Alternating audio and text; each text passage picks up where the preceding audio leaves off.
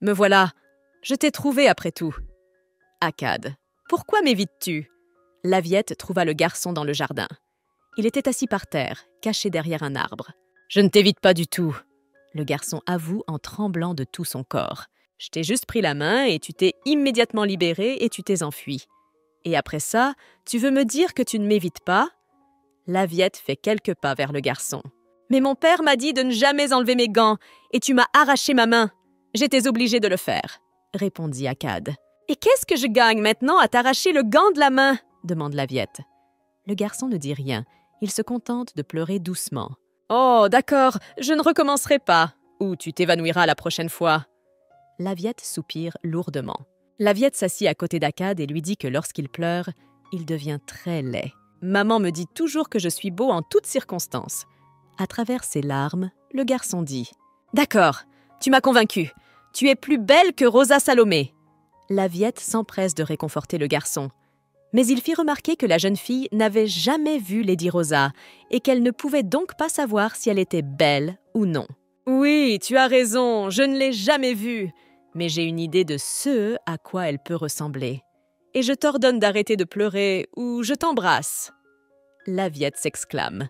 « J'ai entendu des pleurs dans le jardin, alors j'ai décidé d'aller voir ce qui se passait ici. Mademoiselle, avez-vous encore malmené Akkad ?» demanda une voix sévère à Allen qui s'approchait. « Je ne l'ai pas malmené. Akkad s'est enfui de lui-même et s'est mis à pleurer tout seul.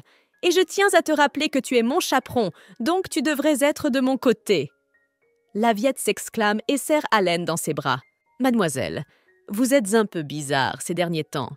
Il y a 1 mois à peine, tu te disputais avec Akkad, et maintenant tu fais tout pour devenir son ami. Qu'est-ce qui s'est passé? Est-ce vraiment à cause de cet incident? Demande Allen à la jeune fille en la prenant dans ses bras. Laviette Diaz avait un grand secret. C'était il y a 1 mois, après être tombée dans le jardin et avoir perdu connaissance. Lorsque la jeune fille s'est réveillée, elle a pris conscience de plusieurs faits nouveaux. Tout d'abord, elle s'est soudain rendue compte qu'elle se trouvait dans un monde de livres. Il s'agissait du livre qu'elle avait lu dans sa vie antérieure.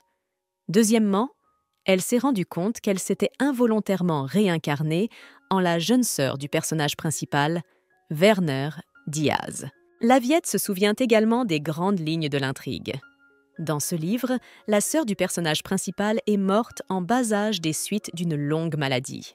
L'auteur l'avait prescrite dans le livre uniquement pour que le personnage principal, Werner, souffre d'angoisse mentale. Laviette savait maintenant qu'elle était destinée à mourir à l'âge de 20 ans. Le corps de Laviette est extrêmement faible. Le moindre contact lui causait des bleus. Les médecins lui ont conseillé d'être plus prudente pour ne pas abîmer son corps prématurément. Heureusement, Laviette était amie avec Akkad Enoch. Il avait des pouvoirs de guérison et soignait régulièrement les blessures de la jeune fille. Laviette se souvient que dans l'histoire originale, Akkad partait à la guerre à l'âge de 16 ans. Laviette décida de ne pas rester les bras croisés et d'attendre docilement sa mort. Elle se fichait de l'histoire du livre et de ses personnages, elle voulait juste survivre et seul Akkad pouvait l'aider à y parvenir. Bon sang, je ne me souviens que des événements principaux de l'histoire, mais je suis complètement inconsciente des petits détails. Y a-t-il des moments dans l'histoire que je devrais contrôler? Qui est mon ennemi? Suis-je mort moi-même ou quelqu'un m'a-t-il aidé? Pense Laviette avec agacement. Tu soupires si fort. Tu souffres de quelque chose? Demanda Akkad. La jeune fille s'empressa de lui assurer qu'elle allait bien. Je peux soigner tes blessures, mais tu es trop faible. Je ne pourrai pas augmenter ta force. Akkad l'admet.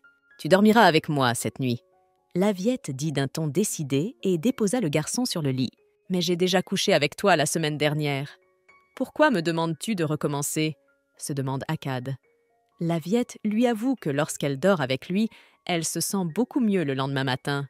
De plus, quand il est là, elle ne fait pas de cauchemars. Laviette a honte d'utiliser le pouvoir d'un petit enfant, mais il n'y a pas d'autre choix.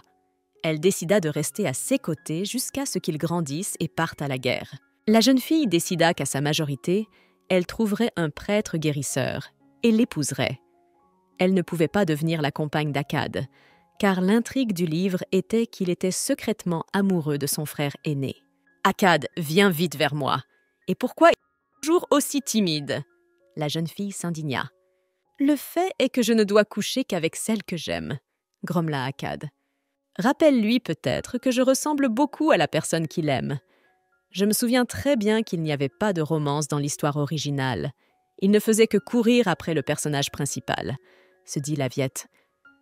Se mettant en colère, Laviette prit tous les oreillers d'Akkad, qu'il berça dans ses bras et le serra fort dans ses bras. « Dis-toi que c'est comme si tu avais mon grand frère à tes côtés plutôt que moi. Je sais que tu l'aimes bien. Je ressemble beaucoup à mon frère. J'ai la même couleur de cheveux et d'yeux, » dit Laviette. « Non, tu ne lui ressembles pas. Tu es complètement différent, » s'exclame Akkad. « D'accord, pas pareil, alors pas pareil. Alors, tiens-moi la main. Ça me permet de m'endormir plus facilement, » avoue Laviette. « Akkad, sais-tu que tu as de très beaux cheveux ? Ils sont si doux que je pense qu'ils disparaîtront dès que je les toucherai. C'est pour ça que je les aime tant. Et tes cheveux ont l'air d'être sur le point de briller au soleil. Tes yeux me rappellent des pierres précieuses, » dit un Akkad, embarrassé. « En fait, ce n'est pas difficile pour moi de prendre sa main et d'être tout le temps près d'elle, mais je ne veux pas qu'elle soit blessée à nouveau, » se dit Akkad. « Laviette, combien de temps vas-tu encore rester les yeux fermés ? Tu m'as dit que tu dormais bien avec moi. Quelle menteuse tu es finalement, » dit le jeune homme aux cheveux roses. Laviette essaya de bouger, mais n'y parvint pas. La jeune fille ouvrit les yeux en sursaut. Elle devina que ce n'était qu'un rêve. « S'il te plaît, lâche ma main. Vous l'avez trop serrée. J'allais seulement me lever doucement du lit. Je ne pensais pas que tu te réveillerais, » dit Akkad à la jeune fille. Après le petit déjeuner, Laviette décida de se promener dans le jardin avec Akkad. La petite fille remarqua qu'il était contrarié par quelque chose. Le livre disait qu'Akkad aimait se plonger dans ses propres pensées. Laviette se dit que c'est parce que la personne qu'il aime ne le regarde même pas. Même si les choses vont mal dans ta vie, rappelle-toi toujours que tu m'as moi. La jeune fille s'exclama et serra Akkad dans ses bras. « Akkad, tu t'es bien amusé hier ?» demanda sa mère, la duchesse Enoch, au garçon. « On dirait bien. » Akkad marmonna d'une voix confuse. Plus il interagissait avec Laviette, moins il comprenait ce qui se passait dans sa tête. Son comportement était extrêmement étrange ces derniers temps. Et il ne savait absolument pas pourquoi elle parlait toujours de son frère. « Il semble que Laviette soit une personne particulière. Regarde, elle a encore envoyé la lettre d'invitation. Je pense qu'elle aime passer du temps avec toi. D'ailleurs, elle a une très belle écriture. Je veux absolument qu'elle devienne ma belle-fille, » s'exclame la duchesse. Apprenant que Laviette l'appelait à nouveau, Akkad partit à la recherche de sa nourrice. Il demande à la femme de préparer son nouveau costume et de faire cirer ses chaussures. « J'ai remarqué que le jeune homme est toujours très excité lorsqu'il se rend au manoir du marquis Diaz. Il semble aimer la fille du marquis, » chuchotent les servantes entre elles. « Akkad, tu es très beau aujourd'hui. Laviette admire. Je ne manquerai pas de montrer mon vrai visage aujourd'hui, » se dit Akkad. « Tu as l'air très bien aujourd'hui. C'est juste dommage que mon frère ne soit pas là, » marmonne la jeune fille. « Akkad, si nous allions au jardin ce soir, les servantes m'ont dit que si tu regardes au fond du puits abandonné à minuit, quand la pleine lune se lève, tu peux voir une fée. » Laviette tire une grande couverture de la corde à linge. « Les servantes m'ont aussi dit que cette fée pouvait exaucer n'importe quel vœu. Je veux aller au puits ce soir pour le voir de mes propres yeux. » « Je ne suis pas sûre que nous pourrons faire quoi que ce soit, puisque même le vœu que nous avons fait au temple ne s'est pas réalisé, » dit Akkad d'une voix hésitante. « Mais nous pouvons essayer. Et si nous réussissons? Si tu ne veux pas y aller, j'irai moi-même et seul mon vœu se réalisera. » Laviette remarqua que le garçon hésitait beaucoup. « De toute façon, il n'est pas question d'y aller la nuit. C'est trop dangereux, » dit Akkad. « Tu ne veux vraiment pas venir avec moi ? Je vais me sentir seule là-bas, » dit la fille d'une voix triste. Akkad eut pitié d'elle et accepta d'aller au puits. Laviette conduisit Akkad à la cuisine et lui demanda s'il pouvait préparer un gros sac de provisions. « Nous ne manquerons pas non plus d'apporter du café. Nous allons devoir veiller jusqu'à minuit, n'est-ce pas ?» Laviette sort un récipient de café de l'étagère du haut. Soudain, la chaise sous les filles se mit à trembler et elle commença à tomber. Akkad courut vers elle et lui attrapa les jambes. Laviette bascula encore plus et ils s'envolèrent ensemble vers le sol. « Akkad, quel bon garçon tu es finalement! Tu es venu à mon secours et tu m'as littéralement sauvée !» s'écria joyeusement la jeune fille. Haleine, irritée, fit irruption dans la cuisine. « Mademoiselle, Que faites-vous ici? Je croyais qu'on vous avait dit de ne pas entrer dans la cuisine, car c'est très dangereux pour vous. Partez maintenant avant que je ne dise tout au marquis. » Akkad devina que si le marquis apprenait que sa sœur se promenait dans des endroits interdits, il interdirait au garçon de venir chez lui. Akkad saisit donc la main de Laviette et sortit précipitamment de la cuisine. « Et depuis quand ces enfants posent-ils un tel problème ?» marmonna Haleine. Cette nuit-là, Akkad et Laviette n'atteignirent jamais le puits. Sans attendre minuit, ils s'endormirent profondément. Depuis 2 mois, Laviette se servait de la légende du puits comme excuse pour faire passer la nuit à Akkad chez elle. « Ça y est, il n'y a plus personne dans le couloir. C'est sûr qu'on va voir la fée ce soir, » dit Akkad dans un murmure enthousiaste. « D'accord, allons-y, » dit Laviette en prenant la main du garçon. « Laviette, tu as entendu des bruits effrayants ici ?» murmura Akkad avec crainte. Laviette ne s'attendait pas à ce qu'il soit effrayé par un petit souffle de vent. « Regarde-moi et marche !» demanda la jeune fille. Lorsqu'ils sortirent, Laviette sentit le froid. Elle enveloppa Akkad dans un plaid. Elle ne pouvait pas le laisser tomber malade. Akkad ne pouvait pas utiliser son pouvoir sur lui-même. « Laviette, pourquoi es-tu si gentille avec moi ?» demanda Akkad à la jeune fille. Laviette avoua qu'elle pensait qu'il était spécial et qu'elle le chérissait. Quelques minutes plus tard, les enfants atteignent le puits. « Akkad, regarde l'atmosphère sinistre qui règne ici. On dirait qu'il y a vraiment des fantômes et des fées ici. Dépêche-toi de faire un vœu. Je vais ouvrir le puits tout de suite, » dit Laviette d'une voix joyeuse. « Mais tu m'as dit qu'il fallait faire un vœu en regardant le fond du puits. » Le garçon s'exclama et commença à soulever le couvercle du puits. En regardant dans le puits, les enfants virent une agréable lueur bleue. Soudain, la lueur s'estompa et Laviette vit Akkad et elle-même grandir. Ils étaient complètement couverts de sang. « Merde, qu'est-ce qui se passe ?» se demande Laviette. De retour à la maison, Laviette raconta à ses parents qu'elle avait vu quelque chose d'effrayant dans le puits. Le marquis et la marquise furent surpris d'entendre cela, car le puits était asséché depuis des années. Ils ordonnèrent aux domestiques de remplir le puits. Mon Dieu, ils ont enfin comblé ce puits hanté. Tout le monde sait que si l'on regarde dedans, on peut voir son âme sœur. Mais on ne sait pas si c'est vrai jusqu'au bout. La servante s'exclama en apercevant des ouvriers près du puits. Akkad annonce à son amie Laviette qu'il a décidé d'apprendre à manier l'épée. Il voulait vraiment devenir fort et courageux. L'histoire originale racontait qu'Akkad, seul enfant de la famille du duc, était si doué qu'il avait été envoyé à la guerre dès qu'il avait eu 16 ans. Mais si tu dois prendre des leçons d'escrime tous les jours, toi et moi ne pourrons plus jouer ensemble, dit Laviette d'une voix triste. Elle était frustrée par le fait que les événements du livre allaient trop vite. « Non, je viendrai te voir régulièrement. Si tout se passe comme prévu, je pourrai passer la nuit chez toi environ 1 fois par semaine. » apaise la jeune fille Akkad. Après qu'Akkad a commencé à faire de l'escrime, les enfants se sont vus très rarement. Ils commencèrent à communiquer par lettres. Akkad s'est précipité sur Akkad et l'a frappé douloureusement dans le dos avec une balle d'entraînement. Cade est le cousin d'Akkad. « Tu n'as même pas pu éviter le coup. Tu es sûr que tu prends des cours d'escrime ?» demanda Cade. « Mais ce n'est pas comme si nous étions en classe en ce moment. » Akkad s'indigna, frottant son dos meurtri. « Tu crois qu'un faible comme toi peut choisir un moment opportun pour s'entraîner ? Tu as dit toi-même au duc que tu voulais devenir plus fort. Pourquoi as-tu commencé à te relâcher ? Tu as encore perdu une classe entière contre moi aujourd'hui, » dit Cade. Akkad savait que s'il faisait un faux pas, c'est Cade qui hériterait du titre de duc, et qu'il n'aurait qu'à se tenir quelque part sur la touche et à regarder en silence. Cade brandit à nouveau son épée d'entraînement, dans l'intention de frapper son frère. Akkad parvint à repousser cette attaque. « Ne nous battons pas ici, du moins. Je ne comprends pas pourquoi tu fais ça, » s'indigna Akkad. « Tu n'es pas en position de me dire ce que je dois faire. » Cade s'exclama et donna un coup de pied dans l'estomac de son frère. « En fait, tu devrais me remercier de t'avoir aidé à devenir plus fort. Je veux dire, tu es mesquin et tu pleures tout le temps. En plus, tu es toujours en train de courir après une fille. Et c'est quoi cette couleur de cheveux bizarre sur ta tête? D'où viennent toutes ces lettres? C'est la fille du marquis Diaz qui te les a envoyées?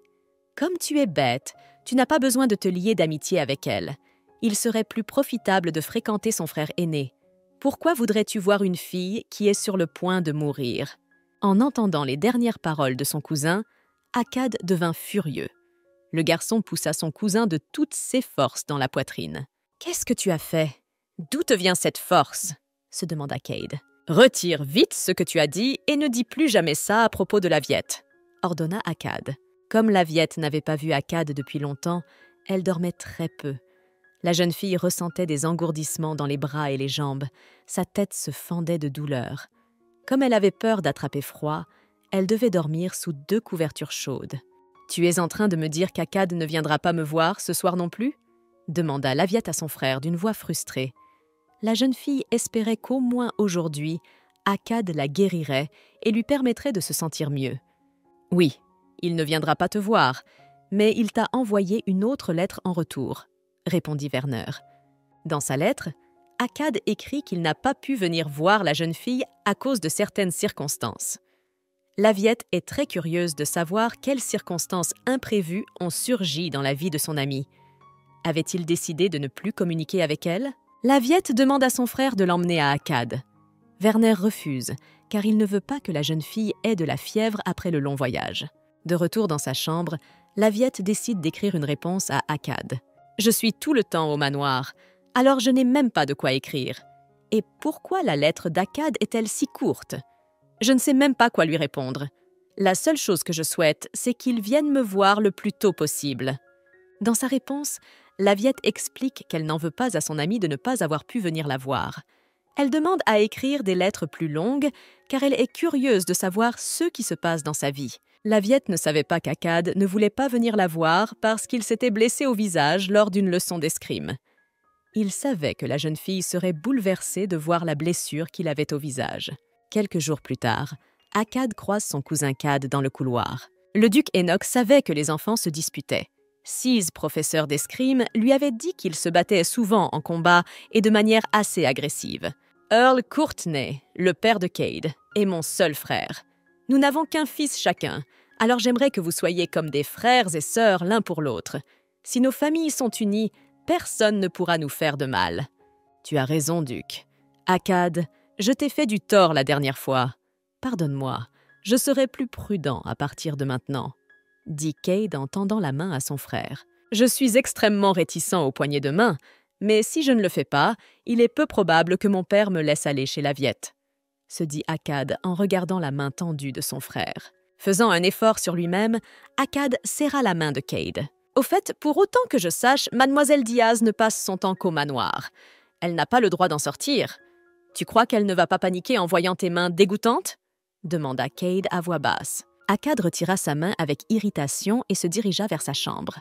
Quelques jours plus tard, Akkad avait encore le droit de rendre visite à sa compagne Laviette. « Akkad, regarde la magnifique coupe de cheveux qu'Allen m'a faite !» s'exclama la jeune fille. Les paroles de son amie bouleversent le garçon qui se rend compte que pendant son absence, elle est devenue très amie avec son chevalier Allen. « Akkad, pourquoi es-tu si contrariée? Cela fait longtemps que je ne t'ai pas vue. Tu as dû vivre beaucoup d'événements dans ta vie. » Laviette se leva du canapé et s'approcha du garçon. Akkad retira le gant de sa main et toucha la fille. Laviette a immédiatement ressenti une poussée d'énergie. « Laviette, tu es encore plus belle avec tes cheveux comme ça !» Ishad dit d'une voix calme. « Je n'arrive pas à croire qu'une telle puissance m'ait traversée. Il y a clairement quelque chose qui a changé à Akkad. Mon cœur bat très fort à cause de quelque chose. Je me sens très bizarre. » La jeune fille se dit. « Alors, attends, Akkad, tu es en train de dire que je suis belle avec cette coiffure et pas belle avec les cheveux détachés ?» s'exclame Laviette. « Ce n'est absolument pas ce que je veux dire. Tu es belle des deux façons. » Gênée, baissant les yeux vers le sol, Akkad marmonne. « Akkad, tu te souviens de ce que je t'ai écrit dans la dernière lettre ?» demande Laviette. « Oui, que je ne devais laisser personne me toucher ou prendre quelqu'un dans ses bras. Tu me l'as interdit, mais toi-même tu laisses les autres te toucher. » répond le garçon. « Pour l'instant, je ne suis intime qu'avec mon chevalier Allen. Je n'y vois aucun inconvénient, car il est mon chaperon. Allen, c'est une toute autre histoire. Et d'ailleurs, je le trouve beau, je l'aime bien. » Laviette avoue. « Mais tu m'as toujours dit que j'étais belle, n'est-ce pas? Mais je ne ressemble pas du tout à sœur Allen. Alors je ne suis pas beau du tout, » dit Akkad en pleurant doucement. « Qu'est-ce que tu racontes comme bêtise? Calme-toi, bien sûr que tu es beaucoup plus beau qu'Allen. Il n'y a même pas de raison de vous comparer. Et je te rappelle encore une fois que quand tu pleures, tu deviens moche. » Laviette tente de réconforter le garçon. « Laviette, tu aimes me voir pleurer. Tu continues à me dire des choses qui me blessent au plus haut point, » dit Akkad à la fille. « Comment peux-tu dire des choses pareilles? Je n'aime pas ça! Et ne dis pas des choses comme ça à n'importe qui !» s'écrie Laviette. Elle savait que si le duc et la duchesse l'apprenaient, elle aurait des ennuis. Le soir, avant de se coucher, Laviette voulut toucher la main d'Akkad, mais il la repoussa. Le garçon se souvint des paroles de son cousin. Et si la fille avait vraiment peur en voyant ses mains dégoûtantes? « Mes mains sont vraiment laides aujourd'hui. Je ne veux pas que tu regardes cette laideur. Tu n'aimeras pas ce que tu verras, » dit Akkad à la jeune fille. « Qui t'a dit cela? Comment a-t-il eu la langue pour dire ça ?» Laviette s'indigne. « C'est mon cousin Cade Courtenay qui l'a dit. Il a 2 ans de plus que moi. Lui et moi apprenons l'épée ensemble, » répond Akkad. « C'est donc cette satanée mouche qui m'a empêché de rencontrer Akkad pendant tout ce temps ?» devina la jeune fille. Elle voulut se souvenir de ceux qui avaient été dits sur Cade dans le roman, mais rien ne lui vint à l'esprit. Et pourquoi sa cousine avait-elle le béguin pour lui? Akkad n'est pas du tout faible, il est juste gentil. Certes, il n'a pas une couleur de cheveux rose naturelle, mais il s'adapte à toutes sortes de vêtements. Quand Akkad sera grand, il sera très beau, j'en suis sûre. Comment ton frère peut-il dire si j'ai peur ou non de quelque chose s'il ne me connaît pas du tout? Comme il est ridicule finalement, s'exclama la jeune fille. Lève-toi, nous allons chez toi maintenant. Je veux regarder les yeux de ton frère. Tu ne devrais pas faire ça, dit Akkad en déposant Laviette sur le lit. Il ne voulait pas que la fille sorte avec son cousin. Cade Courtenay était le fils d'un comte. Tous ceux qu'il rencontrait sur son chemin l'appréciaient. Cade était un garçon bien élevé, avec une belle couleur de cheveux et un beau sourire. Il savait manier l'épée et excellait dans ses études. Bien que Cade ait été assez impoli avec son cousin, il traitait très bien les autres. Akkad craignait que si Laviette voyait Cade, elle en tomberait immédiatement amoureuse. « Allons nous coucher et n'allons nulle part. Tu rencontreras certainement mon frère, mais une autre fois. » Akkad promit à la jeune fille. « D'accord, mais en échange, tu dois me promettre de dormir sans gants. » Laviette retire les gants des mains d'Akkad.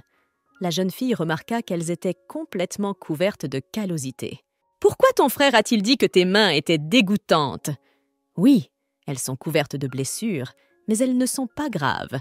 Toutes ces callosités et ces fissures dans la peau vont bientôt guérir, » dit la jeune fille à Akkad. « Ne cache pas tes mains, car c'est le signe de ton dur labeur.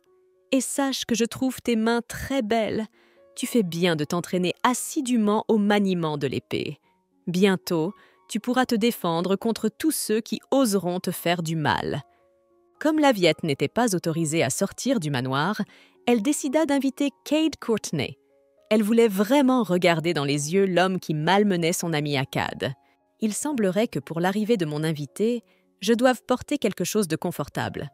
Dans la haute société, il est d'usage de bien s'habiller et de regarder tout le monde avec une sorte de dédain. Mais je suis différente. Je ne peux pas faire ça. » grommelle Laviette. « Haleine, saurais-tu par hasard comment battre un homme de façon à ce qu'il n'y ait pas d'hématome sur son corps ?»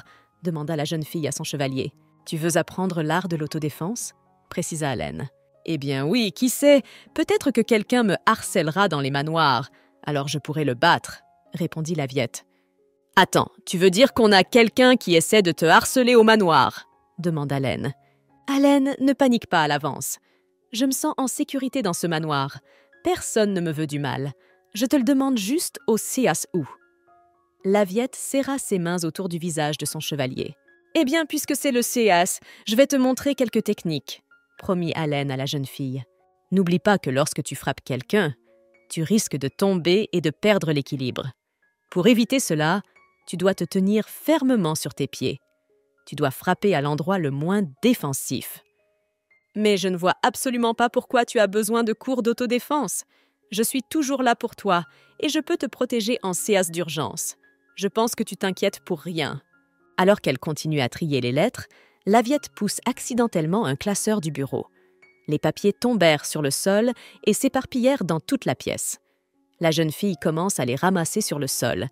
C'est ainsi que l'arbre généalogique de la famille royale tombe entre les mains de la jeune fille. Laviette se souvint immédiatement que le livre parlait du prince Félix et du prince héritier Jacride. Selon l'histoire originale, les deux factions s'affrontent dans le futur. L'épicentre des événements sera le protagoniste Werner. Après avoir traversé de nombreuses épreuves, il s'alliera au prince Félix. Ensemble, ils vaincront le prince héritier Jacride. Ils seront aidés par Akkad. Très jeune, il part en guerre et conquiert de nombreux territoires. C'est très difficile à imaginer étant donné le caractère actuel d'Akkad. De plus, le duc et la duchesse l'aiment, et il est peu probable qu'ils puissent envoyer leur fils unique sur le champ de bataille. Laviette se dit « Pourquoi ne puis-je pas me souvenir de l'intrigue du livre dans les moindres détails ? Je ne sais pas pourquoi Akkad va partir en guerre. Qu'est-ce qui le motiverait à le faire ? Je ressens une grande différence entre le roman que j'ai lu et la situation actuelle. Parfois, je me dis que ce futur inquiétant n'était peut-être qu'un mauvais rêve, ou peut-être que je n'ai pas vraiment rené et que ce n'était qu'un fantasme d'enfant. Si tout cela n'était pas vrai, je serais heureux. Je veux cesser de m'inquiéter pour mon avenir. » Un serviteur entra dans la salle à manger du domaine du duc Enoch et annonça qu'une lettre était arrivée de la maison du marquis Diaz. Cependant, elle n'était pas destinée à Akkad, mais à Cade. « Eh bien, vous voyez, maintenant la fille du marquis envoie des lettres non seulement à vous, mais aussi à moi, » dit Cade en riant joyeusement.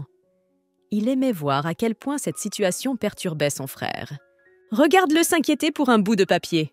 C'est extrêmement amusant à regarder, » se dit Cade en jubilant. « Oh, j'ai la gorge un peu sèche. Si quelqu'un m'apporte un verre de limonade, je lui montrerai peut-être cette lettre, » dit Cade en plissant sournoisement un œil. Akkad se rendit immédiatement à la cuisine pour chercher de la limonade. « Hein, tu m'as vraiment apporté de la limonade ?»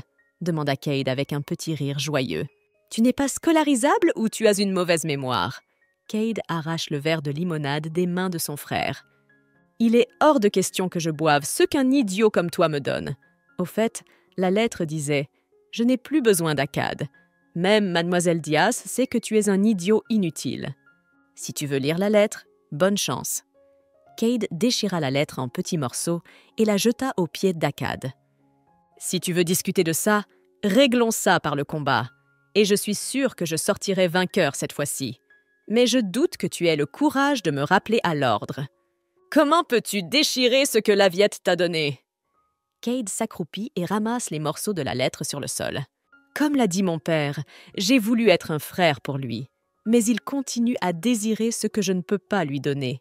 Il veut m'enlever mon statut, ma place et même Laviette. » Soudain, Akkad se souvient que l'escalier doit être ciré aujourd'hui. Il courut vers son frère pour l'en avertir. « Cade, ne bouge pas! Tu n'as pas besoin de monter ces escaliers !» cria Akkad. Cade n'écouta pas son frère.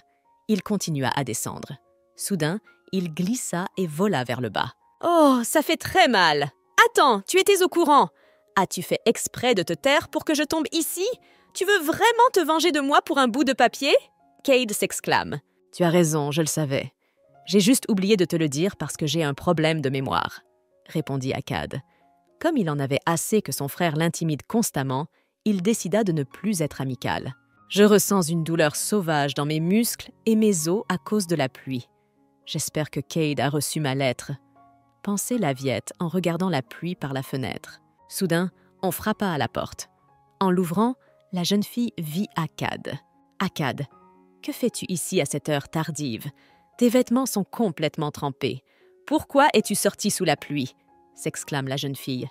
Akkad, d'un geste brusque, étreignit la jeune fille et l'attira contre lui. « Laviette, tu n'es pas obligée de me détester, » murmura Akkad.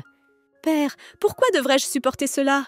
Je suis sûre qu'il l'a fait exprès pour m'empêcher d'aller chez les Diaz, » s'exclame Cade. « Tais-toi. Nous sommes dans le manoir du duc en ce moment même. Nous ne pouvons laisser personne entendre notre conversation. Tu as raison, on ne peut pas s'en tirer comme ça. Ne t'inquiète pas, tout se passera bien. Tu n'as plus qu'à attendre, » dit le comte à son fils. « Dis-moi, qu'est-ce qu'il y a? Il doit y avoir une raison pour laquelle tu es venu au milieu de la nuit et m'as dit une telle chose. Est-ce à cause de ton frère ?» demande Laviette. « Parce qu'il m'a dit que tu n'avais plus besoin de moi, » répond Akkad. « Akkad, écoute-moi bien. Je ne te déteste pas et je ne te détesterai jamais. Pourquoi penses-tu une telle bêtise? se demande Laviette. Parce que je t'aime bien, Akkad avoue. Moi aussi je t'aime bien, dit Laviette d'un ton insouciant. Vraiment, tu m'aimes bien aussi, se réjouit Akkad. Après ces mots, l'amitié entre Laviette et Akkad devint encore plus forte. Ils se promenaient ensemble presque tous les jours en se tenant la main. 2 ans passèrent. Laviette devint plus âgée et plus forte. Il n'y avait plus aucune trace de sa maladie. Akkad avait grandi lui aussi. Il est devenu plus mature et plus sérieux. Laviette en avait assez de voir tous les jours le même paysage. La jeune fille apprit qu'une fête était organisée sur la place du village. Elle enfila des vêtements de ville, sortit par une brèche dans la clôture et courut jusqu'à la place. Akkad cherchait Laviette depuis des heures. Elle n'était ni dans la maison, ni dans le jardin. Soudain, Akkad remarque une petite faille dans le grillage. Akkad se précipite chez les parents de la jeune fille pour leur annoncer que Laviette a quitté le manoir. « Je suis désolée, c'est moi qui ne l'ai pas suivie. » Baissant tristement la tête, Akkad dit « Non, ce n'est pas ta faute. Ce n'était pas du tout ta faute. Merci de nous avoir prévenus. Je ne pense pas qu'elle soit loin, alors ne t'inquiète pas. » La duchesse rassure le garçon. Allen se porte volontaire pour partir à la recherche de Laviette. Akkad demande à l'accompagner. C'est lui qui avait parlé de la fête à la jeune fille. Il se sentait coupable. « Non, tu ne peux pas venir avec moi parce que c'est très dangereux. Il y a beaucoup de monde au festival. Il peut y avoir des criminels parmi eux. Il vaut mieux laisser les chevaliers s'en occuper. Aussi courageux et agile que tu sois, tu ne peux pas protéger Laviette pour le moment, » répondit Allen. Au début, Laviette n'était pas du tout gênée par le fait qu'elle n'avait pas le droit de sortir du manoir. Au fil du temps, la jeune fille devint très impatiente de voir ce qu'il y avait au-delà de la clôture. Tous les jours, elle entendait des voix à l'extérieur, elle sentait des odeurs. La jeune fille voulait tout voir de ses propres yeux, afin de pouvoir en discuter avec Akkad par la suite. Comme il est dangereux de sortir du manoir, Laviette devine que ses parents ne la laisseront pas partir. Elle décida donc d'agir seule. Lorsque Laviette ouvrit les yeux, elle vit ses parents inquiets. Ils appelaient bruyamment le pontife et semblaient extrêmement effrayés. La guérisseuse, effrayée, criait quelque chose à propos d'hémorragie et demandait sans cesse qu'on lui apporte des bandages. La jeune fille voulait demander à tout le monde de se calmer, mais elle n'avait même pas la force d'ouvrir la bouche. Akkad voulait aider son amie, mais Allen lui interdit d'entrer dans la chambre de la jeune fille. « Les pontifes sont sur le point d'arriver. Vous feriez mieux de partir. J'espère que la jeune maîtresse se sentira mieux et que tu pourras lui rendre visite à temps. »« Akkad, je t'en supplie, ne pleure pas, » dit Laviette d'une voix calme. « Laviette, je regrette de ne pas avoir compris tout de suite où tu allais. Si je t'avais accompagnée, les choses auraient été différentes, » dit Akkad en laissant couler ses larmes. « C'est une bonne chose que tu n'aies pas été là pour moi. Tu es si belle qu'on t'aurait tout de suite enlevée. C'est vraiment effrayant dehors. C'est complètement différent de ce que j'ai entendu au manoir, » dit Laviette. Akkad voulut enlever ses gants et soigner la jeune fille, mais elle le lui interdit. « Je ne veux pas que tu utilises tes capacités pour une si petite chose. Je crois que mes blessures guériront d'elles-mêmes. Tu dois cacher tes pouvoirs. Si je guéris rapidement, il pourrait y avoir des questions. Mais je vois que tu souffres. Je ne veux pas que tu souffres, » dit Akkad en sanglotant amèrement. « Arrête de pleurer. Tu as déjà pleuré tout ce que tu pouvais. Ne t'inquiète pas, je peux m'en occuper. Un prêtre vient me voir demain et il ne manquera pas de m'aider. » Laviette caresse la tête d'Akkad. Akkad se promit de continuer son entraînement, de devenir définitivement fort et de ne plus jamais laisser quelqu'un faire du mal à Laviette. Les blessures sur le corps de Laviette guérissaient assez rapidement. Soudain, un souvenir envahit la jeune fille. Elle se souvint de la raison pour laquelle Akkad était parti à la guerre à l'âge de 16 ans. « Jenny, fais venir Akkad tout de suite, il faut que je le voie. Je dois lui dire quelque chose, » cria la jeune fille. Si les événements se déroulent comme dans l'histoire originale, quelques années plus tard, l'oncle d'Akkad tuera le duc et la duchesse Enoch. Il fera croire à un accident de carrosse. Après cela, il deviendra le chef de famille. Pour ne pas gêner Akkad, son oncle l'enverra à la guerre. Laviette, les servantes m'ont dit que tu étais très inquiète aujourd'hui. Qu'est-ce qui s'est passé ? Demande Werner à sa sœur. Werner, dis-moi, peux-tu faire tout ce que je veux pour moi ? Jusqu'où peux-tu aller ? Demande Laviette à son frère. Je travaille au palais impérial maintenant. Si mes pouvoirs ne suffisent pas, je peux demander à notre père de t'aider. Je jure par le nom de la famille Diaz que je ferai tout ce que je peux pour toi, s'exclama Werner en mettant la main sur son cœur. Et si je te demandais de te débarrasser de quelqu'un, est-ce que tu honorerais aussi cette demande ? Demanda la fillette. Werner regarde sa petite sœur avec surprise. Il ne s'attendait pas à de telles paroles de la part d'une petite fille. Laviette, est-ce que par hasard tu voudrais te débarrasser de ton ami Akkad ? Peut-être que vous vous êtes disputés et que tu lui en veux ? Demande Werner. Quoi, non, bien sûr que non. Je suis sur le chemin d'une toute autre personne, mais je t'en parlerai un peu plus tard, s'exclame la jeune fille. Werner aimait beaucoup sa petite sœur. Depuis sa naissance, la famille de la petite fille réfléchissait aux moyens de la sauver. Personne n'avait la moindre idée de ce que l'avenir lui réservait. Tout le monde avait l'impression que l'enfant n'avait pas d'avenir. Werner entendait souvent les domestiques discuter d'une voix agitée de l'état de la jeune maîtresse. La jeune fille ne prenait pas bien sa nourriture. Certains jours, elle respirait même difficilement. Parfois, les servantes pariaient sur la durée de vie de Laviette. Werner allait souvent à l'église et priait Dieu de garder sa sœur en vie. Chaque printemps, la jeune fille s'enrhume à cause d'une légère brise. En été, elle souffre de fortes fièvres et en hiver, elle ne sort presque jamais de son lit. Heureusement, tout changea radicalement lorsque son ami Akkad apparut dans la vie de Laviette. Les yeux de la jeune fille se mirent à briller et un beau blush apparut sur ses joues. Laviette savait que dans ce monde du livre, les enfants d'aristocrates partent rarement à la guerre, à moins qu'un tuteur ou la famille impériale ne le leur ordonne. Avec la mort du duc et de la duchesse Enoch, l'oncle Akkad aura l'idée d'envoyer son neveu le plus loin possible. La guerre semblera être l'option idéale pour l'oncle d'Akkad. Après tout, lorsque son neveu mourra, il pourra faire de son fils son successeur. L'horreur! Je suis déchirée rien que d'y penser. Je n'arrive même pas à trouver les mots pour tous ces connards. Je vais leur montrer où sont les écrevisses, s'exclame la jeune fille d'une voix irritée. Elle serre le morceau de papier avec force. Pourquoi es-tu si grossière ? Où as-tu appris cela ? Demanda Allen d'une voix surprise. Oh, c'est venu tout seul. Je suis désolée, je dois y aller. Akkad est censé venir me voir aujourd'hui. Laviette sortit précipitamment de la pièce. En voyant son amie, Laviette se jeta dans ses bras. « Lavie, j'ai quelque chose à te dire. On m'envoie au manoir, » chuchota Akkad. « Alors, pour que tu sois officiellement chevalier, il faut que tu t'entraînes au manoir ?» clarifia Laviette. « Oui, et puis mon père a beaucoup de choses qui s'accumulent. Il a besoin de mon aide. Je pars pour le manoir dès demain, donc toi et moi, on ne se verra pas avant un moment. » répond Akkad. « C'est une bonne chose qu'il s'éloigne de ses proches. Il reste encore beaucoup de temps avant qu'une tragédie ne se produise. Il faudra que je fasse plus de recherches pendant l'absence d'Akkad. » Laviette se décide. « Si tu le souhaites, tu pourras venir me voir au bout d'un certain temps. Je serai un chevalier et vous serez madame. » Embarrassé, Akkad proposa. « J'ai une idée géniale, » dit Laviette en prenant une rose sur la table. « Akkad Enoch, jures-tu d'être mon chevalier ?» demanda la jeune fille. « Oui, je deviendrai votre épée, dame Laviette Diaz, » répondit Akkad. Le lendemain, quand Akkad partit pour le manoir, Laviette sentit soudain un vide en elle. « Werner, que dois-je faire pour devenir une dame ?»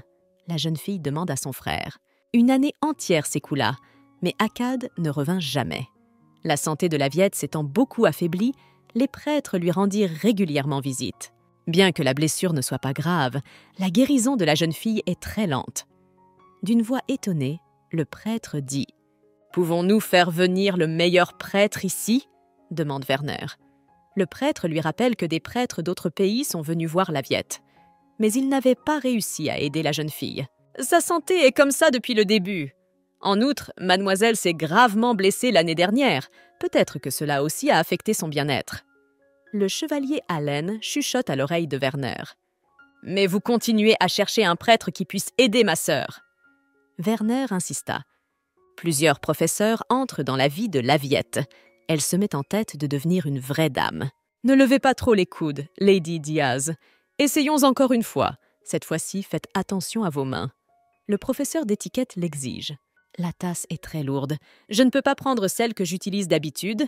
demande Laviette. Le corps de la jeune fille tremblait de tension. « Dans ce manoir, vous utilisez des ustensiles légers et spéciaux.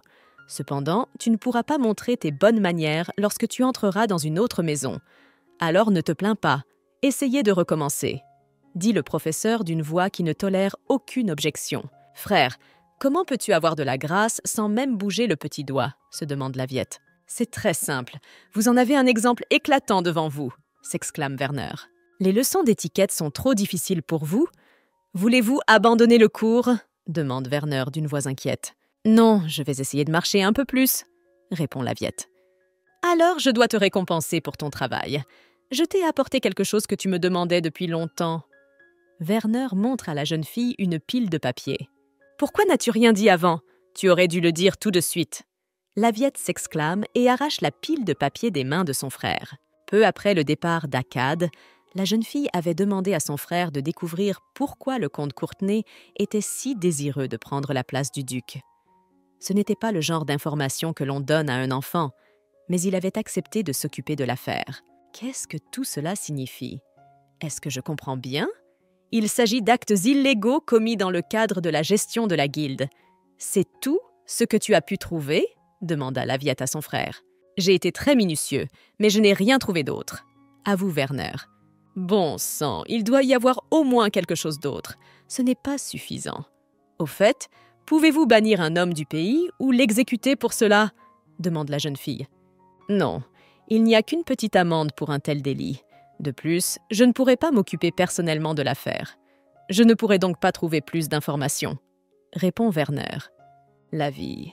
Comme je te l'ai déjà dit, je ne veux vraiment pas que tu t'inquiètes pour rien. Je ne veux pas non plus t'entendre parler de peine de mort ou d'exil en ma présence. Werner s'agenouille devant sa sœur et lui caresse la tête. Jenny, es-tu sûre que je dois absolument porter cette robe? Il m'est absolument impossible de respirer dedans? S'exclame Laviette. La femme de chambre expliqua à la jeune fille que son professeur d'étiquette, la comtesse Austen, avait insisté pour qu'elle porte régulièrement des robes habillées. Laviette entendit le bruit d'une voiture qui s'arrêtait. La jeune fille se dépêche de regarder par la fenêtre. Elle vit Allen aider la comtesse à sortir de la voiture. Soudain, Allen embrassa la comtesse sur les lèvres. « Qu'est-ce qu'ils font ?» s'exclama Laviette. Laviette s'exclame. « Vous ne savez pas? Allen accompagne la comtesse partout ces derniers temps. Ils ont probablement une relation, » dit Jenny. « Combien de fois vais-je devoir te dire que ce n'est pas bien de regarder les autres? Vous avez beaucoup à apprendre en matière d'étiquette, » s'indigne la comtesse. Et pourquoi Allen l'aimait-il en particulier? Il ne pouvait pas tomber amoureux de quelqu'un d'autre, se dit Laviette avec agacement. Juste devant vous se trouve le sujet de notre leçon. Je sais qu'il ne faut pas porter de chaussures, mais qui sait quand le moment viendra où tu en auras besoin. Il faut que tu apprennes à marcher avec des talons pour avoir une démarche gracieuse. La comtesse décide de poursuivre sa leçon. « Oh, elles sont inconfortables !» s'exclama Laviette en enfilant ses chaussures. Laviette vit Allen flirter à nouveau avec la comtesse. « C'est quand même fascinant de voir ce couple s'aimer !» se dit Laviette en souriant. « Mademoiselle Laviette, voilà encore ce sourire sur votre visage. Ne vous ai-je pas déjà réprimandé ?» La comtesse demanda d'une voix irritée et frappa la jeune fille sur le bras avec son index. « Qu'est-ce que tu viens de faire ?» Allen s'interpose entre la comtesse Austen et Laviette. « Allen, ne le prenez pas mal, mais ce genre de comportement de la part de mademoiselle n'est pas bon pour l'apprentissage. Pourquoi êtes-vous si surpris par une petite instruction ?» demande la comtesse. « Vous n'avez pas le droit de vous comporter ainsi avec une jeune maîtresse. Il me semble que vous n'avez même pas écouté ce que la vie vous disait. » s'indigna Allen. « C'est la fin de la leçon pour aujourd'hui. On m'a dit que tu aimais bien te faire la main, mais je ne pensais pas que tu aurais recours à la violence devant moi, » dit Allen en prenant Laviette dans ses bras. « Tu m'as tout de suite paru plus douce et plus tactile. J'ai aimé la façon dont tu touchais sans honte les autres tout le temps. »« Mais tu as été le premier à exprimer tes sentiments !» s'exclame la comtesse. « Je ne me souviens pas d'une telle chose. Je ne comprends donc pas pourquoi vous en êtes arrivé à cette conclusion, » objecta Allen à la femme. « Mais comment? Si vous ne m'aimez pas, pourquoi ne me quittez-vous pas des yeux pendant les cours ?» s'étonne la comtesse. « Pour être honnête, ce n'est pas vous que je regardais, mais le pointeur dans votre main. » Allen avoue. Après cet incident, la comtesse d'Austen demande une augmentation de salaire. Les parents de Laviette acceptent ces conditions. La comtesse continue de harceler Laviette, mais devient plus douce avec elle. Pendant 6 ans, Akkad reste sur le domaine de son père. Il réussit à se faire adouber. Comme Laviette lui manque, Akkad décide de retourner à la capitale. Il y a eu d'étranges rumeurs ces derniers temps. On dit que les jours nuageux, le fantôme d'une jeune fille blonde vêtue de blanc apparaît. Elle a toujours un sourire étrange sur le visage. C'est drôle, non ? Demande Laviette. Même si cela me fait mal de le dire, cette rumeur est née à cause de toi. Parce qu'il fait chaud en été, toi et moi, nous ne sortons que par temps nuageux. C'est pour cela que les gens t'ont surnommé le fantôme. Raconte Allen. Alors je sortirai aussi par temps ensoleillé. Je prendrai un parapluie avec moi, dit Laviette d'un ton ferme. Allen lui demande de ne pas le faire, car elle s'évanouirait après avoir passé plus de 30 minutes au soleil. Pendant 6 longues années, Laviette s'est adaptée à la vie sans Akkad. Elle ne reçoit que très rarement des lettres de lui.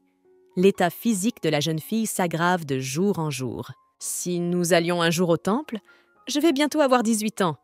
Il faut que je trouve un palefrenier le plus tôt possible, demanda Laviette. Certes, elle était très à l'aise avec Akkad, mais elle ne pouvait pas exiger qu'il revienne vers elle. Un carrosse passa en trombe devant Laviette. La jeune fille ne l'avait jamais vu auparavant. « Allen, qu'est-ce que c'est que ce carrosse ?» « Regarde, il se dirige vers notre manoir. »« Êtes-vous au courant de ce qui se passe en ce moment ?» demande Laviette. « C'est la voiture de Salomé. Il est probable que votre frère ait décidé d'agir, » dit Allen à la jeune fille. Laviette exigea qu'ils retournent au manoir le plus vite possible. « Alors, où sont-ils allés ? Je les ai bien vus entrer ici, » marmonna Laviette. « Et qui cherchez-vous » demanda Laviette alors qu'une fille aux cheveux roux s'approchait par derrière. Laviette sursaute et tombe sur le dos. « Je suis désolée de vous avoir fait peur. Je voudrais me présenter. Je m'appelle Rosa Salome. C'est un plaisir de vous rencontrer, belle dame. »« Mademoiselle Salomé, pourquoi faites-vous peur à ma sœur ?» Werner apparaît dans le couloir. Werner se dirigea vers sa sœur et l'aida à se relever. Rose s'empresse de l'assurer qu'elle n'a pas l'intention d'effrayer Laviette, mais qu'elle a décidé de la saluer. « Maîtresse Salomé, je m'appelle Laviette Diaz. Vous pouvez m'appeler Lavie. Si cela ne vous dérange pas, j'aimerais discuter avec vous autour d'une tasse de thé. »« Lavie, j'allais t'en parler tôt ou tard. Je suis heureux que nous soyons réunis ici pour une tasse de thé et je peux maintenant vous annoncer que je me suis fiancée avec Madame Rosa Salomé l'autre jour. » Avec une toux embarrassée, Werner annonce. « Permettez-moi de vous parler un peu de moi avant les fiançailles, afin qu'il n'y ait pas de malentendu par la suite. J'ai actuellement 25 ans et je suis à la tête du 7e régiment de chevaliers. » Parler de soi à Rose. Laviette a retenu de l'histoire originale que la famille du marquis de Salomé était au coude à coude avec la famille du duc d'Enoch. Les héritiers de C.E.S. Maison étudient l'escrime depuis leur plus jeune âge. Arrêtons de parler de choses inutiles et passons aux choses sérieuses. Pour ce qui est de la cérémonie de fiançailles, elle devrait être simple. Il est possible de ne pas l'organiser du tout, dit Werner d'un ton sec. « Frère, qu'est-ce qui ne va pas chez toi ? Pourquoi te comportes-tu ainsi ?» se demande Laviette. Il y a longtemps, Laviette avait lu dans un livre que le personnage principal, Werner Diaz, trahirait la famille de Salomé. Au bout d'un certain temps, le marquis se vengerait de Werner. Seulement, Laviette ne se souvenait plus de quoi il s'agissait. « Je ne pense pas qu'il faille s'embarrasser de fiançailles et de mariage. Nous sommes tous les deux trop occupés pour nous occuper de cela. » Werner reprit le même ton dénué d'émotion. « D'accord, je suis d'accord pour parler des préparatifs du mariage. Et si tu veux, nous ferons un mariage plus simple. » Rosa accepta. Apparemment, c'est à cela que ressemblent les mariages de convenance.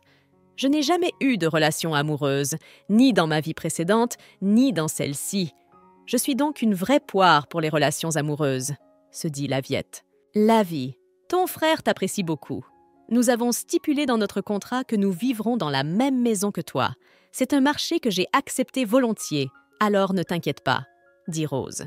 Maintenant que je t'ai rencontré en personne, je suis même contente d'avoir accepté. Lavie, ne t'inquiète pas, ta vie ne changera en rien après mon mariage. J'aurai Allen comme escorte. Nous aurons aussi tes médecins et tes domestiques qui vivront dans la maison avec nous. Tu continueras à vivre comme tu l'as fait jusqu'à présent, dit Werner à sa sœur. Est-ce qu'il veut dire que je continuerai à vivre comme un oiseau en cage? Que je serai toujours à ses côtés parce que je suis malade et que je ne me marierai jamais? Pourquoi ce cauchemar me hante-t-il » La jeune fille se dit avec colère. « Eh bien non, j'ai mes propres projets de vie !» s'exclame Laviette en se levant d'un bond de son siège. Soudain, les yeux de la jeune fille se dédoublent. En titubant, elle s'évanouit. Lorsqu'elle ouvrit les yeux, elle vit Akkad devant elle. « Akkad, c'est vraiment toi ?» demande Laviette, incrédule. « Oui, c'est moi », répond Akkad. Soudain, le nez de Laviette se mit à saigner. La jeune fille se sentit très gênée. Elle sortit un mouchoir de sa poche et se dépêcha de dire au revoir à tout le monde. Akkad retira le gant de sa main et toucha la jeune fille. « Tu te sens mieux maintenant ?» demanda Akkad. Pourquoi son corps s'est-il tellement amélioré? Il est devenu très grand et très large d'épaules. Il est devenu encore plus beau qu'avant, se dit Laviette. « Je n'arrive pas à croire que tu sois venu me voir. Je ne t'ai pas vu depuis des années, et tout d'un coup tu apparais dans ma vie si soudainement. Tu avais l'air d'aller très bien. Pourquoi ne m'as-tu pas écrit ?» demande Laviette. « Je suis désolée. » Akkad prit la main de la jeune fille. Laviette ne pouvait pas lui en vouloir car il était très gentil. « Lavie, il semble que tu n'aies pas été très bien pendant tout ce temps. Mais maintenant, je serai là pour t'aider. Tu peux le croire, j'ai enfin appris à contrôler mon pouvoir. Je peux l'utiliser quand je veux. Maintenant, je n'ai plus besoin de porter de gants. » Akkad prit la main de la jeune fille. Laviette ressentit immédiatement un grand élan de force. Son énergie a-t-elle toujours été aussi forte? Je me sens pleine de force. J'ai même l'impression que ma maladie a encore reculé, se demanda Laviette. Tu es tout simplement incroyable. Si tu peux contrôler ton pouvoir, cela veut dire que tu peux faire cicatriser une plaie le plus naturellement possible. Cela n'éveillera les soupçons de personne. La jeune fille s'exclama avec enthousiasme. Akkad essaya de ne pas la regarder, car il se sentait très gêné. Laviette était toujours aussi gaie et enjouée. Elle s'était encore embellie au fil des ans. Le cœur d'Akkad battait fort dans sa poitrine sous l'effet de l'excitation. Cela fait longtemps que je ne l'ai pas vu, et pendant ce temps, j'ai pu me rendre compte qu'il fait toujours beau autour de Laviette. Quel que soit le temps nuageux de la journée, la pensée d'elle m'a toujours donné une sensation de chaleur. Je me suis tout de suite senti mieux. Akkad se dit. Les jours où j'étais vraiment fatiguée, la seule chose qui me faisait tenir, c'était que je voulais être meilleure pour elle. Mais c'était sans doute pour rien, car je n'ai toujours pas appris à contrôler mon visage. Pardonne-moi de t'avoir rarement écrit et d'avoir voyagé si longtemps. Je ne savais pas que tu m'attendais car tu ne m'as jamais demandé de revenir, dit Akkad en prenant doucement la main de la jeune fille. Je pensais que, comme promis, tu voulais me revenir en tant que chevalier. Et pour être honnête, j'ai même cru un instant que tu m'avais complètement oublié. La jeune fille avoue. Au fait, pourquoi as-tu souvent parlé de ton frère Werner dans tes lettres? Qu'est-ce qu'il a à voir là-dedans? Demande la jeune fille à Akkad. J'ai pensé que tu aurais du plaisir à le lire, s'exclame Laviette. Pourquoi cela me ferait-il plaisir? Se demande Akkad. Soudain, Laviette se balança et tomba sur Akkad. Involontairement, Laviette embrassa Akkad sur les lèvres. Oh, pardon! La jeune fille s'exclame et s'éloigne d'Akkad en rebondissant. Lavie, on vient de s'embrasser, j'ai bien lu? Demande Akkad en rougissant. C'était une erreur! J'ai senti une faiblesse soudaine dans mes jambes et je suis tombée. Je ne l'ai pas fait exprès. Je suis désolée, s'exclama la jeune fille. J'ai l'impression qu'il s'est passé quelque chose entre vous deux, n'est-ce pas? Si vous vous sentez gêné parce que vous ne vous êtes pas vus depuis longtemps, engagez la conversation sur des sujets simples. Parlez de choses légères, comme le temps qu'il fait. Allen conseille. Akkad, as-tu des nouvelles de ton oncle? Laviette demande à Akkad. Tu parles de la lettre que Werner m'a envoyée? Il m'a prévenu que le comte Courtenay préparait quelque chose d'illégal et m'a demandé de surveiller ses mouvements, répond Akkad. Je pense qu'en raison de ces preuves solides, mon père a rencontré mon oncle. Il semble que le comte perde peu à peu la confiance qu'il a gagnée pendant tout ce temps. Mon père sait maintenant que mon oncle est un homme cupide. C'est bon à entendre, car ils seront plus vigilants maintenant. Mais comment leur expliquer que ce n'est peut-être pas suffisant, se dit Laviette. Lavie, je ne sais pas pourquoi tu t'inquiètes tant pour mon oncle et mon frère, mais je tiens à t'assurer que la famille du duc ne se laisse pas facilement briser, chuchota Akkad à l'oreille de la jeune fille. Le titre de duc Enoch est donné à ceux qui héritent de la capacité. Seul moi, mon père et la famille impériale sont au courant de ma capacité. La capacité de la famille Enoch est très rare et précieuse. Par conséquent, Le comte Courtenay n'osera pas nous menacer. Mais si la famille impériale connaît la capacité d'Akkad et que cette capacité est importante à leurs yeux, alors pourquoi a-t-il été envoyé à la guerre dans le roman? Peut-être que l'empereur voulait se débarrasser du pouvoir de la famille Enoch, se demande Laviette. Si c'est le CS et qu'Akkad représente un danger pour la famille impériale, alors ils essaieront de toute leur force de le tuer. Alors, comment puis-je le mettre en sécurité? Le lendemain, Laviette décida d'aller rendre visite à Akkad. « Je n'ai rien entendu à ce sujet. Tu aurais dû me prévenir. » Haleine s'exclame d'une voix surprise. « C'est donc pour cela que je vous en parle. Akkad est venu me voir à l'improviste, lui aussi. Et en plus, j'ai eu du mal à obtenir la permission de mes parents. Alors je n'ai absolument pas eu le temps de te prévenir à l'avance. Partons vite avant que mes parents ne changent d'avis. » C'était la première fois que Laviette se déplaçait seule pour visiter Akkad. Sous l'effet de l'excitation, le cœur de la jeune fille battait frénétiquement. Au seuil du domaine, la jeune fille fut accueillie par la duchesse Enoch. « Je voudrais voir Akkad », avoue Laviette. La duchesse répondit à la jeune fille que malheureusement, pour l'instant, son fils était parti pour le palais impérial. Il ne reviendrait que vers le soir. « Ce n'est pas grave, j'ai tout mon temps, alors je l'attendrai. La prochaine fois, j'aurai du mal à obtenir la permission de quitter le manoir. » avoue Laviette. « C'est très bien que vous restiez ici. Je vous propose de passer la journée ensemble. » s'exclame joyeusement la duchesse. « Vous voulez dire que vous et moi sortons tout de suite ?» précise Laviette. Elle n'avait pas réalisé qu'elle allait faire une promenade amusante dans la ville aujourd'hui. La duchesse conduisit tout d'abord la jeune fille dans une bijouterie. Laviette n'avait jamais vu autant de pierres précieuses et de métal brillant. La duchesse décida d'offrir un cadeau à la jeune fille et lui acheta un collier orné d'un gros diamant rose. « Comme prévu, cette pièce vous va très bien. Ce serait parfait si tu portais ce collier et que tu te tenais à côté d'Akkad. » La duchesse s'exclama joyeusement. Laviette décide d'acheter une broche avec une pierre bleue. Elle veut l'offrir en cadeau. « Merci pour cette merveilleuse journée. Grâce à vous, je me suis amusée et j'ai passé un bon moment. Je sais que vous vouliez rencontrer Akkad, mais il est très occupé ces derniers temps, » dit la duchesse Laviette alors qu'ils rentrent chez eux. En ce moment, Akkad s'occupe d'une partie du travail du duc. « Je suis sûre qu'il vous en a déjà parlé.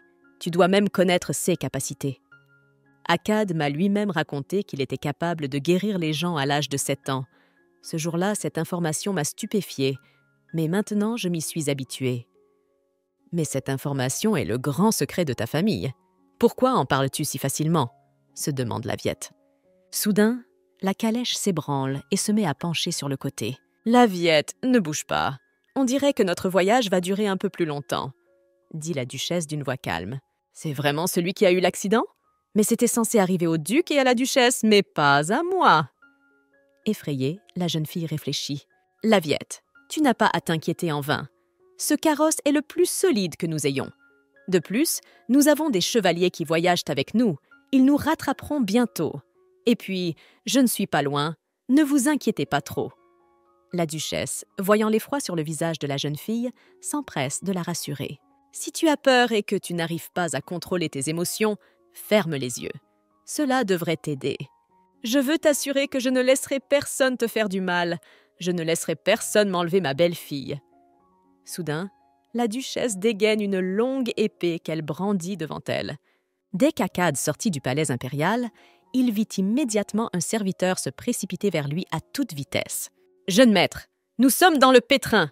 Le carrosse dans lequel voyageaient Madame et Mademoiselle Diaz a été attaqué.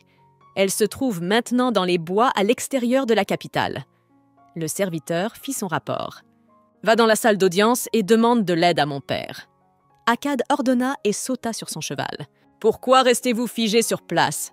Occupez-vous d'eux rapidement et finissez-en » s'indigna le mercenaire. « Notre cible n'était-elle pas un couple marié ?» demanda son partenaire d'une voix surprise.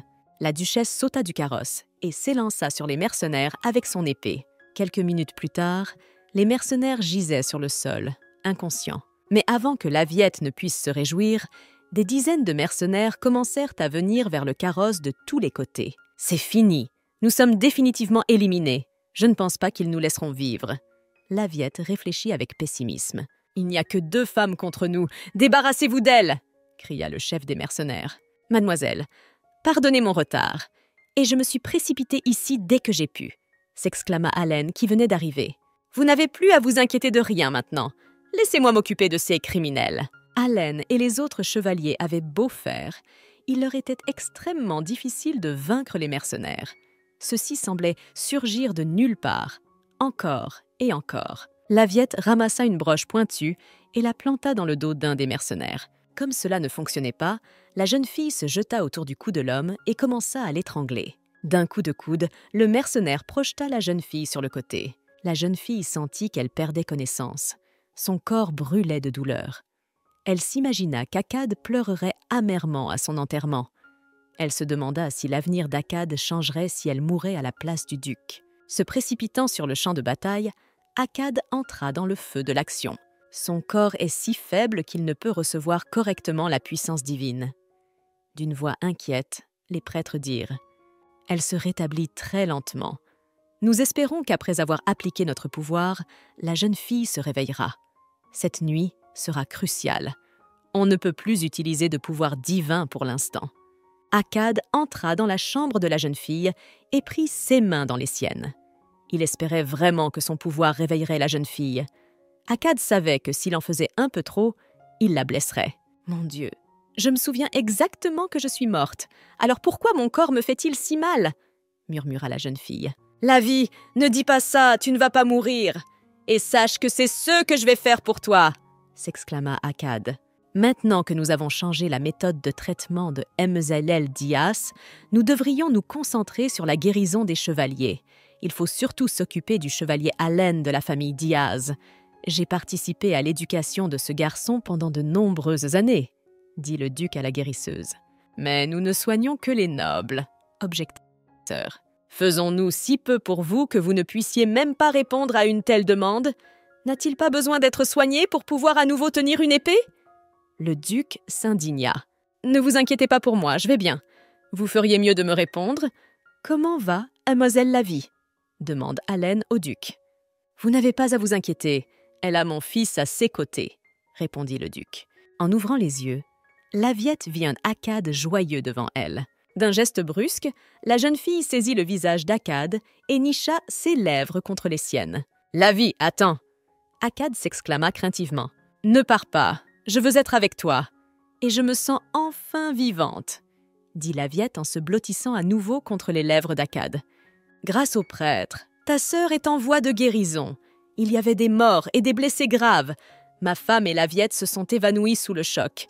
Nous ne pouvons pas laisser cette situation sans réponse, » dit le duc à Werner. « Vous dites donc que le comte Courtenay est impliqué dans tout cela, ai-je bien compris?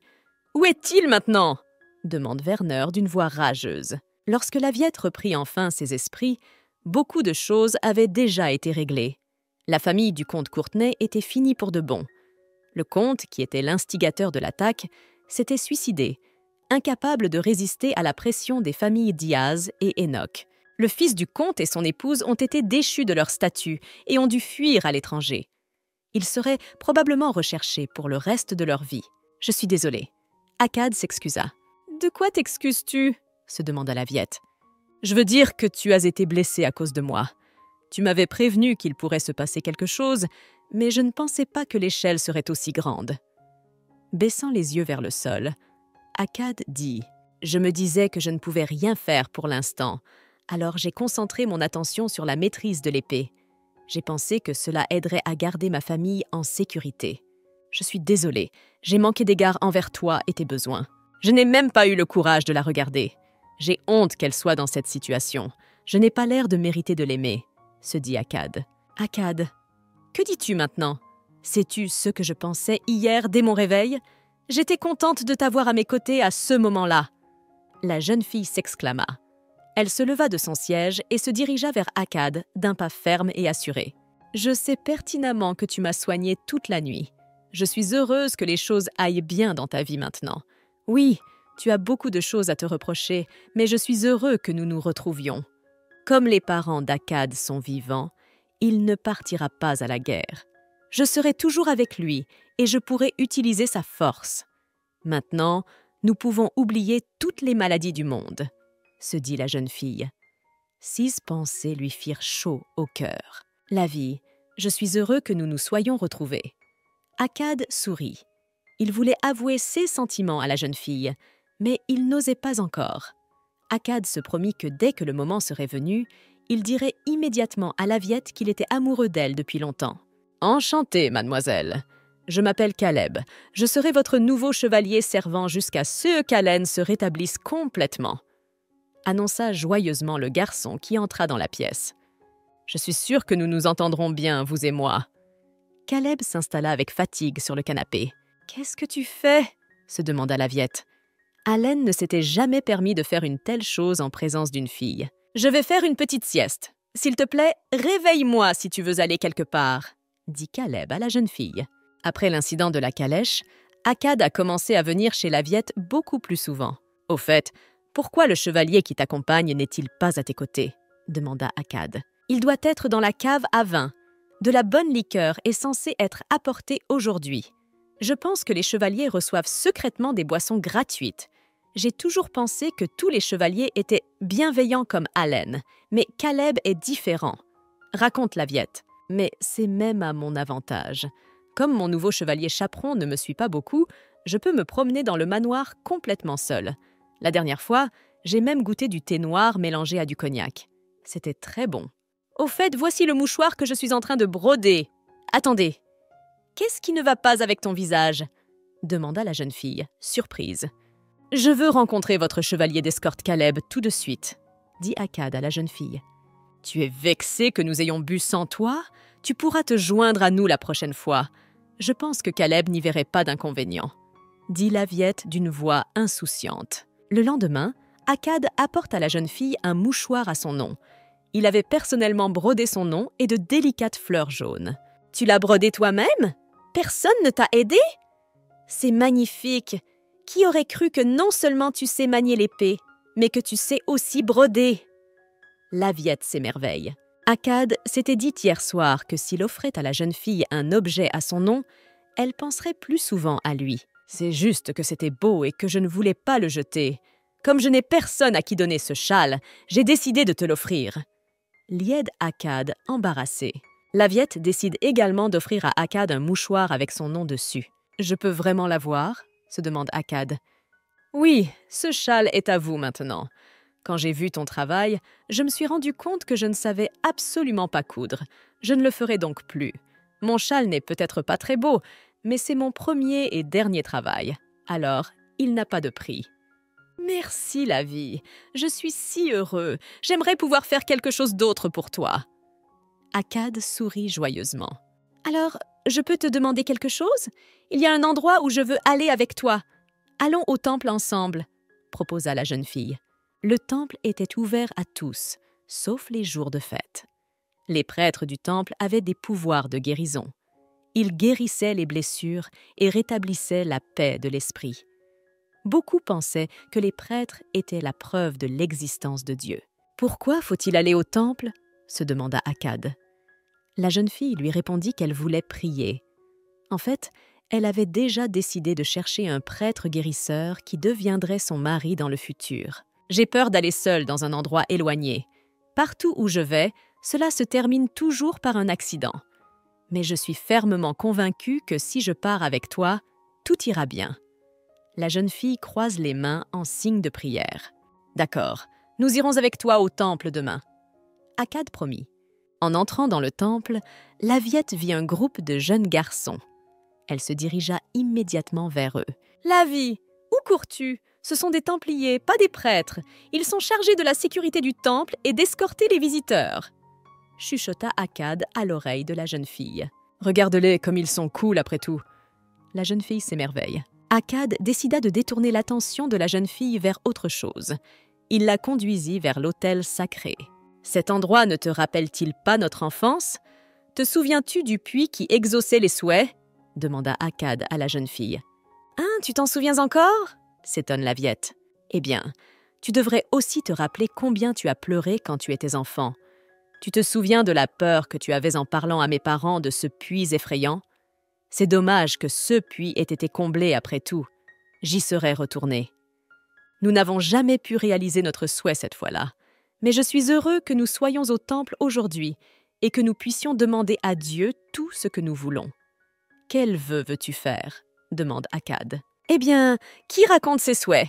Tout le monde sait que si on les raconte, ils ne se réaliseront jamais, » dit la jeune fille en se mettant à prier. « Alors, je vais garder mon souhait secret. Je ne vous en parlerai jamais. » D'une voix offensée, Akkad dit et se mit lui aussi à prier. « Oh, je ne savais pas qu'il y avait quelqu'un ici !» s'exclama un homme qui entrait. « Je m'excuse, mais il semble que ce soit le destin qui nous ait fait vous rencontrer ainsi. Puis-je connaître votre nom ?» L'homme demanda la Viette. La jeune fille se dit qu'il était très beau. « Je vous salue, Votre Altesse le Prince. Que Dieu vous bénisse !» s'exclama Akkad en couvrant la Viette de son corps. « Akkad, il n'est pas nécessaire d'être aussi formel. Vous restez sombre même dans le temple, » remarqua le prince. « Salutations, Votre Altesse le Prince. Que les dieux vous bénissent. Je m'appelle Laviette et je suis de la famille du marquis de Diaz. » « Vous êtes donc Lady Laviette. J'ai beaucoup entendu parler de vous par Madame Rosa.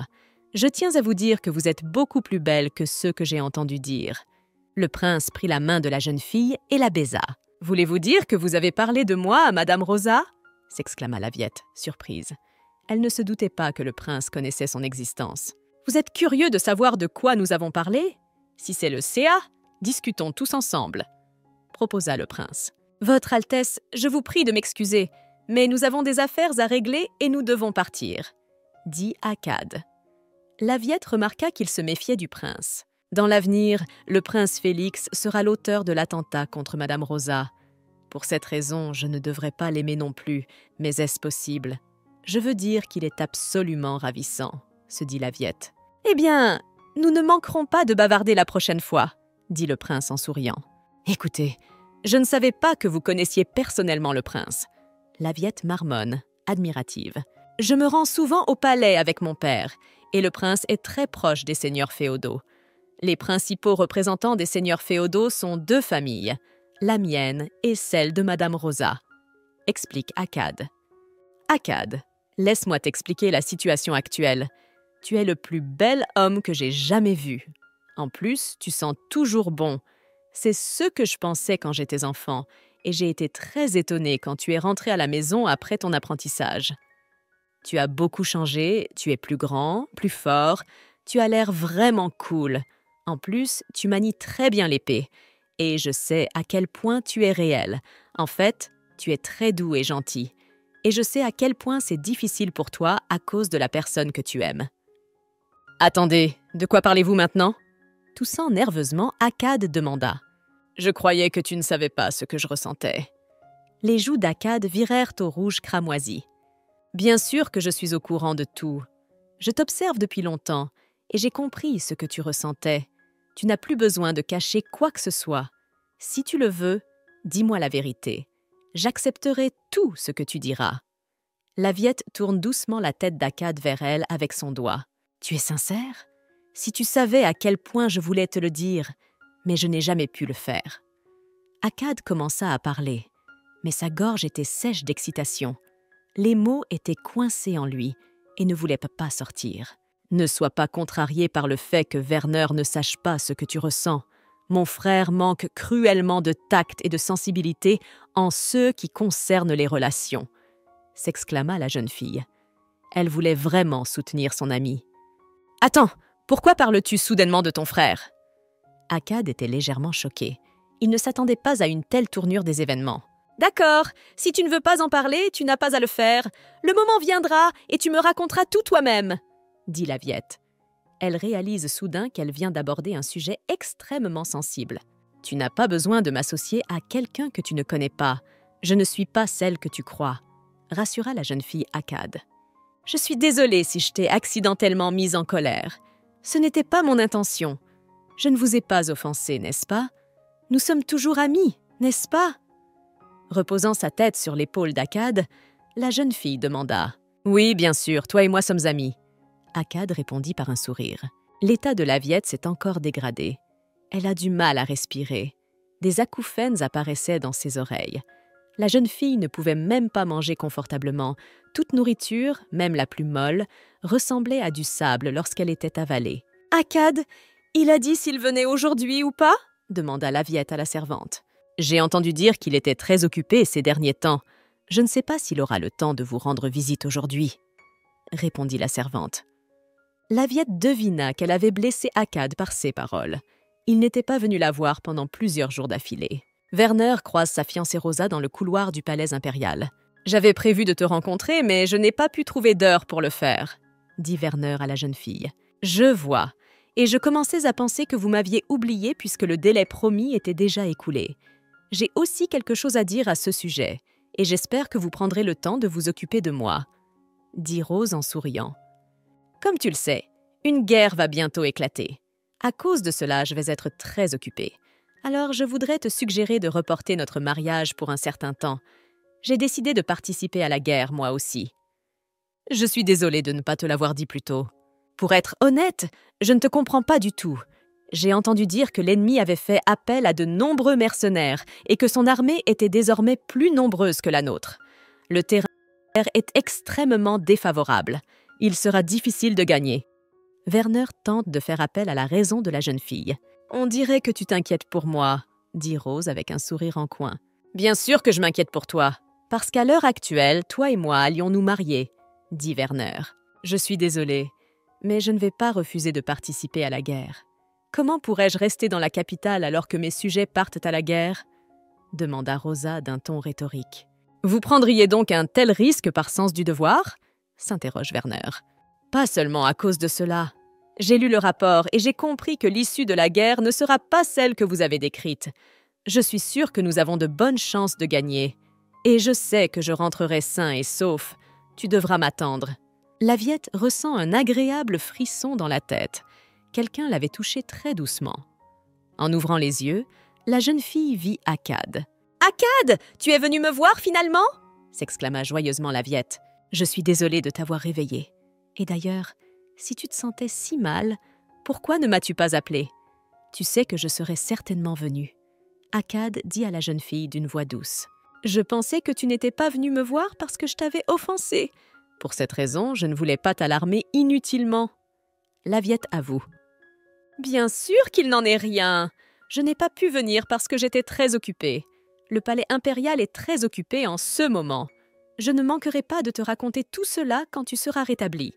Pour l'instant, tu ferais mieux de dormir un peu, » conseilla la jeune fille Akkad. Akkad toucha le front de Laviette qui commença immédiatement à s'endormir. « Oui, dès que je me réveillerai, j'écouterai immédiatement tout ce que tu me diras. Mais ne va nulle part, reste avec moi. » La jeune fille marmonna d'une voix endormie. « D'accord, je serai avec toi aussi longtemps que je le pourrai. » Akkad promet. Werner apprit que l'empereur avait publié un nouveau décret concernant les combats. Il s'avéra que la famille d'Enoch, y compris Akkad, serait enrôlée dans le service militaire. Werner devine que cette information va fortement contrarier sa jeune sœur Laviette. « Sa Majesté a ordonné que tu participes également à la bataille. C'est déjà approuvé, tu ne peux donc pas refuser, » dit le duc à son fils. « Envoyer le seul héritier de la famille à la guerre, n'est-ce pas exagéré ?» s'insurge Akkad. « Je pense qu'il y a une explication à cette action. Mais toi et moi ne pouvons pas défier le décret de l'empereur. Vous devriez commencer vos levées. » Le duc espérait vraiment que son fils s'en sortirait et qu'il rentrerait chez lui en un seul morceau. « Je n'aurais jamais cru être heureux de ne jamais avoir pu avouer mes sentiments à Laviette, » se dit Akkad. « Qu'est-ce que tu veux dire par « tu pars à la guerre » ? Tu ne m'as jamais rien dit de tel auparavant. « Qu'est-ce qui te presse ?» s'exclama Laviette. Elle s'accroche fermement au surcot d'Akkad. La jeune fille était très réticente à le laisser partir. Akkad se pencha vers la jeune fille et l'embrassa sur les lèvres. Il voulait vraiment la protéger, elle et tout ce qui la concernait. « Il n'y a vraiment rien d'autre que tu veuilles me dire ?» demanda Laviette avec de l'espoir dans la voix. « Bien que je sois devenu chevalier récemment, je ferai de mon mieux pour notre victoire. Tu n'as donc pas à t'inquiéter outre mesure, » dit Akkad. « Mais je ne veux pas que tu me quittes. Promets-moi de dormir avec moi jusqu'à ton départ. Je veux que tu passes ce temps avec moi, » demanda la jeune fille. Akkad n'eut d'autre choix que d'accepter. « Caleb, descends de cet arbre. J'ai besoin de ton aide. Tu es mon chaperon, pourquoi dois-je continuer à te chercher ?» Laviette s'indigne. « C'est toi qui m'as toujours dit que tu voulais te sentir libre. » Sautant à terre, Caleb dit. « Tu devrais acheter de l'alcool pour ce soir. Je veux dîner avec un seul homme. Nous avons besoin d'une boisson qui fera vibrer nos cœurs. Peux-tu trouver le bon ? Demande Laviette. Ne t'inquiète pas, tu sais que je suis un pro des boissons alcoolisées. Fais-moi confiance. Je ferai en sorte d'apporter quelque chose de valable, une boisson qui fera vibrer vos jeunes cœurs. Promit Caleb. Laviette était heureuse de constater que tout se déroulait comme prévu. Elle allait organiser pour Akkad une fête extraordinaire dont il se souviendrait longtemps.